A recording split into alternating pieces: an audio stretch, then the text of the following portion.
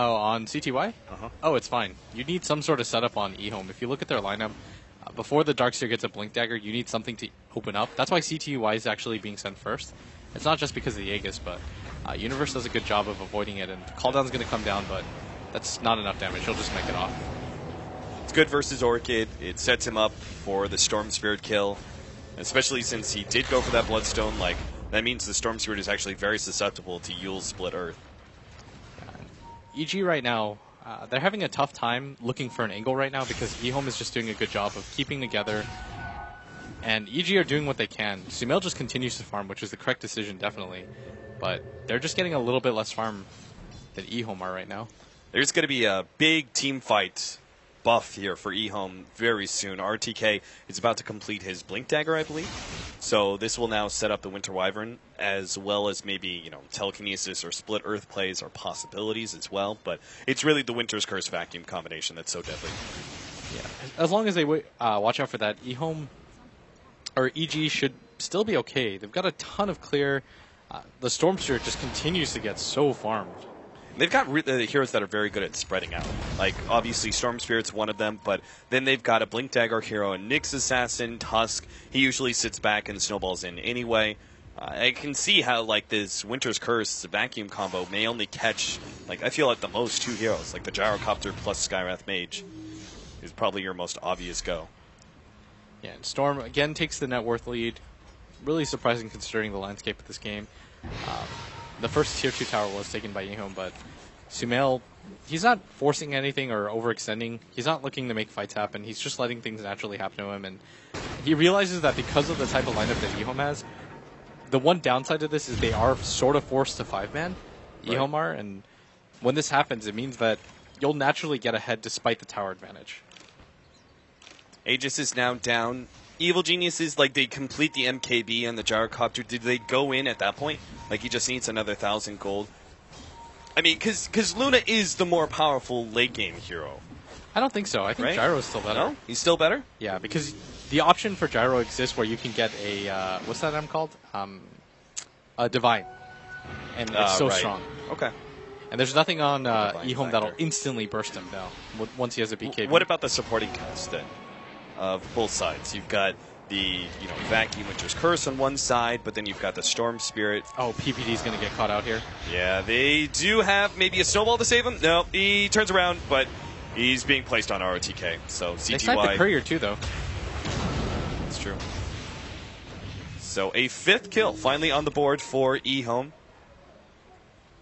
Universe, I think, sniped that, yeah. He found it in the jungle. Universe has had a tough game. He hasn't died, but he just hasn't had opportunities to make use of his ultimate or that Blink Dagger. Yeah. It's kind of like running around as a clockwork and just like, there's no kills on the board, right? Like, you're running around as a clockwork, what else do you do? You're not particularly a strong farming hero. At least Nyx Assassin has certain things like Aghanims he can go for late game. Oh, yeah, But he's much more kill-focused than anything else. It's just no opportunities for him. All right, so eHome probably waits out the next Aegis. It's going to come up within the next 4 minutes. He's still going to go Butterfly on Luna. He's got the Eagle song on him now. Yeah, that's what I mean. It's just it's still good on the Storm, against the Storm. Yeah, that's It's true. not great against the Gyrocopter, but it's still good against the Storm Spirit. And it increases your damage output by quite a lot. And this top CTY wanted to go for the Yules on Fear just to force the BKB, if anything. Oh, they see Vision of Sumail right now. CTY is going to try to Yules him from Vision, but Sumail's going to spot this coming with his Remnant. Yeah, they actually hit PPD. Meeting with the Yules. Split Earth will land this time. PPD is going to be bursted down, but at the same time, Sumail makes his entrance. Nice vacuum in, but they still don't have DDC. He actually puts the Winter's Curse onto Sumail. The rest of eHome turning now to deal with him, but he managed to get the jump into the river. He's good. Meanwhile, Fear, he's popped his BKB and is trying to fight up against 3 different heroes, but his BKB will run out eventually, and it seems he's just running out of time. He's going to try and finish off ROTK, but not even that is possible. eHome do take the fight, getting 3 in exchange for just their Rubik. Yeah, I don't think EG anticipated the amount of damage that eHome was able to put out, and the supports from eHome right now are just so much stronger. Like, AUI can't really do anything when everybody BKBs. He's only playing a Skywrath. He's not playing a hero that we typically see him play where you can go for the solo pickoffs or punish eHome for playing so passive, right?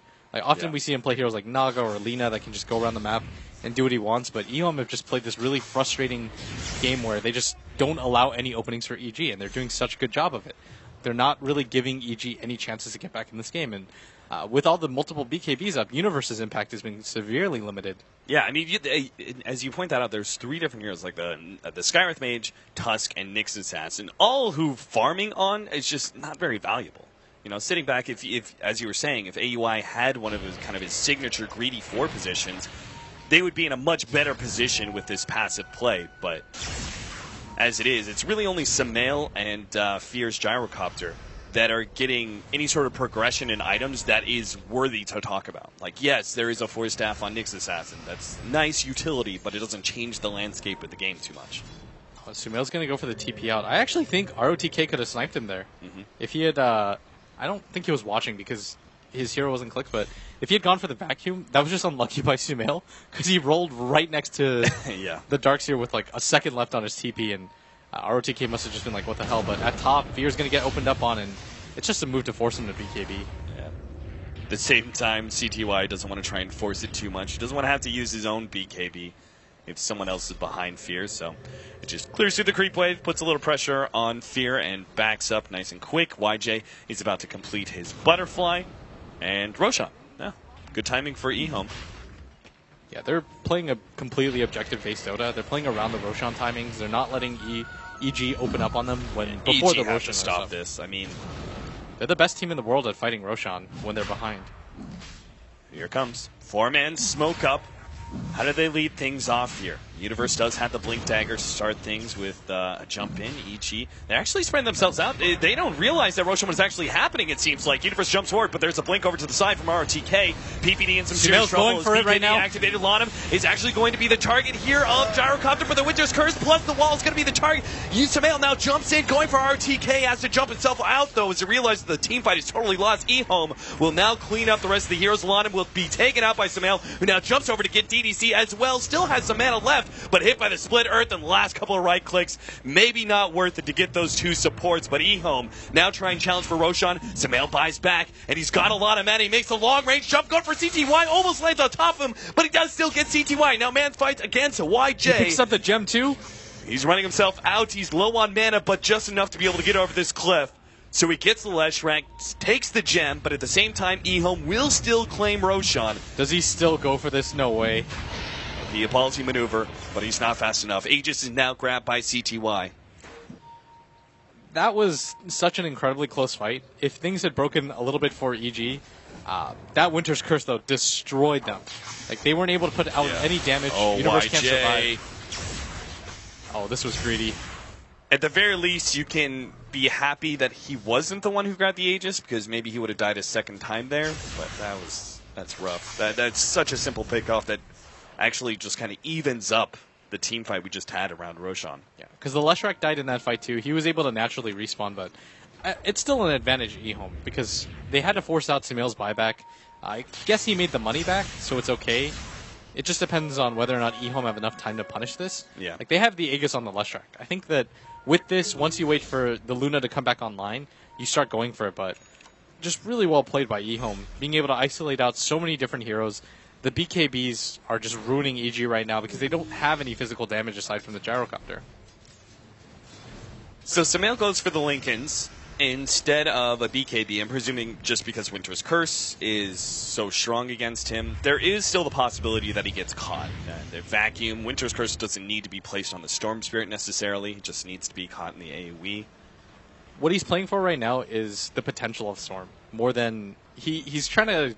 just say, okay, if I go for a BKB here, it doesn't give me any more damage, it doesn't give me any more mana regen, but if I go for the Lincolns, it's a pseudo-defensive item, but it allows me to continue to snowball forward. Like, a Lincolns is an item that you would want in your absolute 6-slot slot as a Storm, so he's just playing for the late-game potential of the Storm Spirit rather than going for the mid-game item build. Like, I'm completely okay with him doing this here.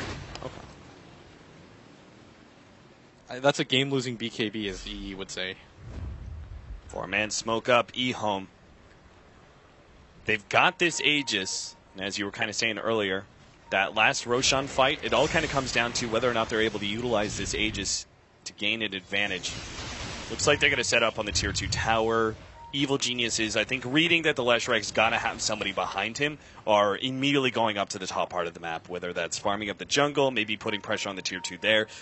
Whatever they're doing, it's just staying away from the bottom lane.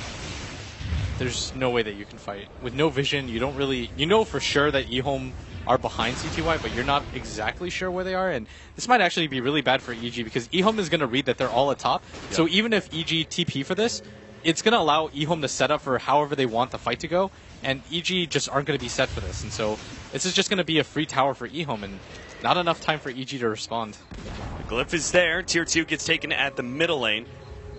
Top tier 2 being threatened as well. CTY. Here comes the initiation. Universe actually misses that one. Now pops the spike here, but the CTY already pops BKB. Meanwhile, Lanham is able to get away thanks to the Glimmer Cape. Fear now making his entrance, but there goes that Winter's Curse, holding him in as best as possible. A couple little lightning strikes, and PPD is forced into a defensive snowball now. Is going to be heading back in, but E-Home, as they lose their BKBs, start manning down a little bit. Now the extra initiation. Once again, Universe kind of missing up on that one. Sumail still able to get Lanham. CTY, though, is healthy as ever and is able to turn this fight. RTK gets a decent vacuum, but still no follow-up from the rest of E-Home. YJ is just a little bit low, but they're going to try and commit for the racks now. Skywrath Mage dropping lower as the bouncing glaives starts getting to him, and he will end up dying to the Split Earth at the very tail end of that fight. The rest of EG just too low on mana and HP to punish E-Home, especially since they're still fighting into that Aegis. So E-Home actually managed to claim a full lane of racks, win a team fight still, and still have that Aegis ready to go if they want to go for another push.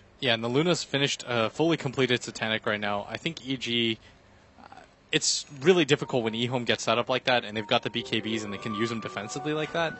Like, they just picked up their third BKB onto their Darkseer, and they need stuff like this to happen as Sumail initiates on DDC, who is invis. Do they have a gem for this? They've got a sentry at the very least, so DDC should go down, and Sumail, I mean, 12 Bloodstone charges now, and that's a decent amount, but he's going to need a little bit more than that. His next item, is it like Scythe of Ice to be able to lock down the Luna? Do you go with Shivas to try and slow down these heroes and just make yourself tankier? I think Scythe of Ice is...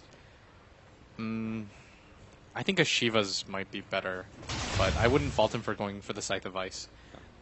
He might just feel like the Hex won't make a big enough difference, whereas the Shivas, you can get some AoE damage out, guarantee that when you do your initial roll-in, you can pretty much just burst one of the support heroes down as fast as possible, but right now, it's not even his items that really matter too much. It's that he needs Fear to just get really stacked, because E-Home are just kind of running in, doing whatever they want, and EG just can't put out enough damage. Like, Sumail rolls in. Once he uses initial mana pull, E-Home feel pretty comfortable with staying in that fight. That's why YJ was able to just stay with 800 HP, because they know that Sumail doesn't have a Hex, he doesn't have a Shivas, and so he can't really chase past that point. Because if he just gets unlucky with a few Butterfly procs, then the Storm is overcommitted and dies. E-Home, if they really want to take advantage of this, they can try and push before the Butterfly is complete on the Gyrocopter, but I'm not even sure, like, damage-wise, it's obviously a big increase, but I'm not even sure the evasion is going to be all that valuable for the Gyrocopter. You still got the Bouncing Glaives, you've got Leshrac, all that magic damage coming out. It would be good if he didn't, if his BKB wasn't almost down to 5 seconds. Yeah. But with the BKB being down to 5 seconds, CTY's effectiveness is just going to skyrocket, and Fear is the only person with a BKB on his team, so he's the only person that can really step forward, but it means that he's going to have to blow his BKB earlier than he would like, because there's not a whole lot of defensive heroes from EG. It's not like they have an Earthshaker that will really scare the bejesus out of E-Home. They've got Snowball, but even then, that's not the best. We saw the Octarine core completed for the Leshrac. That means we're now down to that